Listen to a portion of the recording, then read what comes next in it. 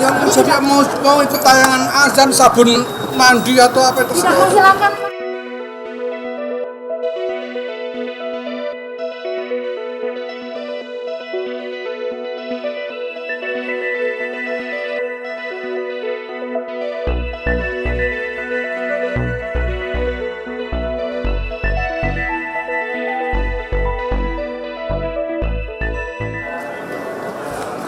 Jadi PBNU sah-sah saja ya kalau misalnya ada salah satu baca pres masuk tayangan azan ya?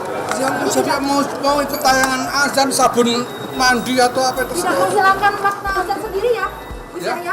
Mas izin. Orang azan di TV itu kan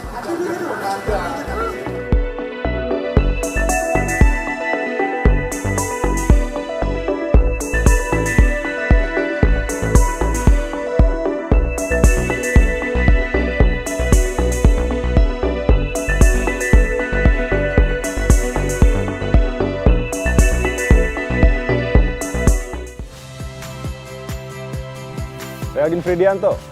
Saksikan terus program-program Kompas TV melalui siaran digital, pay TV, dan media streaming lain.